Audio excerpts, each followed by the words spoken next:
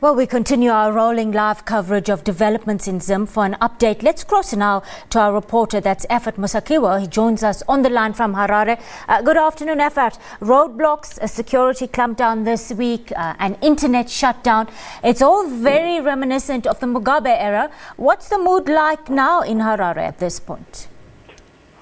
Well, today is a Sunday. There's not a lot of movement on the streets, and also because of these roadblocks, people are actually staying at home, fearing that they will either be arrested or they're being delayed through these searches that are currently being undertaken. So you'll have very few people on the streets, people watching and seeing how everything is playing out from home.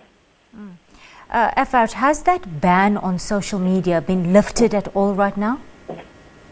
The ban on social media is still in effect. We do not have the access to social media websites as we speak. People are still not able to communicate through social media.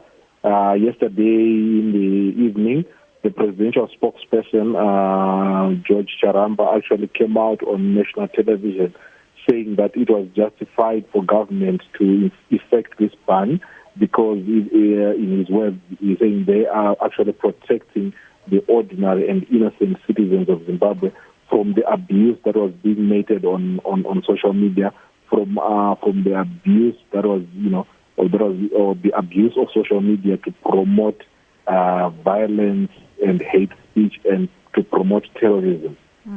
Ephert, with all the restrictions in the movement of people and access to information, one wonders how local media there is covering developments in Zimbabwe right now.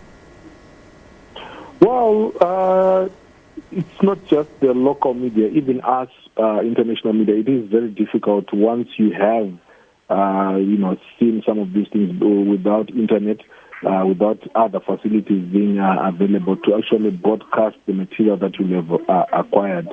So really, it's also, even when journalists will go through these search points, a case in point is yesterday, the leader of the opposition, Nelson Chamisa, attended a funeral in Chitungwiza. And to get to Chitungwiza, there were more than 4 roadblocks where they were searching, and journalists were being asked where they were going and why they were going. We have to answer a lot of questions as to why they are carrying equipment and have to produce documentation that you are an accredited journalist who's actually doing their job. So it is very difficult for the press right now to actually conduct or to actually do our work. The army and the police yesterday denying responsibility for unleashing their power on citizens, saying people stole uniforms.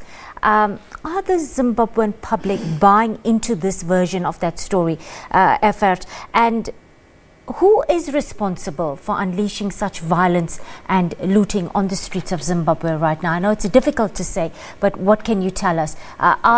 We do understand that there are criminal elements as well coming to the fore. I'm sure in any situation like this, when there are protests, there are also opportunists who will take advantage of, either the restriction in movement or who take advantage of the situation to do acts of criminal acts. Like you rightfully say, it is very difficult at the present moment to ascertain who's doing what.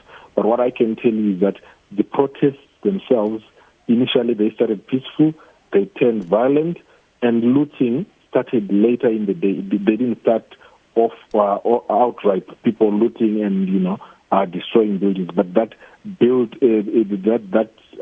looting and what was a build-up of when the protesters and the police started skirmishes where protesters would run away from the police or would start throwing stones at the police.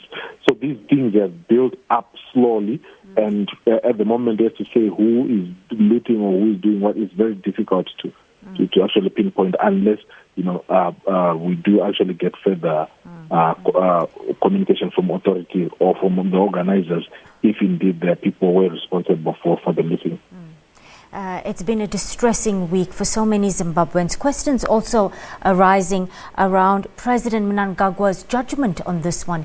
He left the country shortly after this fuel hike announcement, and there was such a great deal of optimism, albeit cautious optimism, when he took the helm.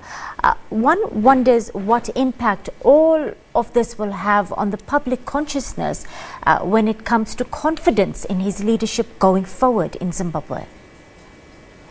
Well, it is true that people are beginning to ask questions. People are beginning to wonder if ever there is a change between how former President Robert Mugabe and now the current leader President Emerson Mnangagwa handle protests. This is the second protest under President Mnangagwa, and the way that the military and the police have descended down on the protesters has been with heavy force. You remember that the first was on the 1st of August 2018, where a commission was actually instituted to find out why or how some protesters were killed. Right now, we do have official figures that 6 people have lost their lives again. And how they lost their lives, we have not been told. But we do understand, like when I was covering the protests in Ephert, I actually encountered people that had been shot by authorities, or that had been shot, and they were claiming that it was the authorities that shot at them. So really, it's people are beginning to ask questions whether there has been any new dispensation or there's been any change between the way former President Robert Mugabe ruled the country and how the current President Emerson Mnangagwa is ruling the country. But there were also unconfirmed reports earlier this morning that President Mnangagwa has actually called off his trip to Davos. Whether it is true or not, we'll wait to see or wait to hear from authorities. They're expecting him in the country anytime between the end of day today or first thing tomorrow morning. So once we get confirmation whether it is true indeed that he has called off his visit to Davos, we will then get to maybe hear from himself what he thinks of these protests. Ephert Musekiwa, our reporter, bringing us up to speed on developments in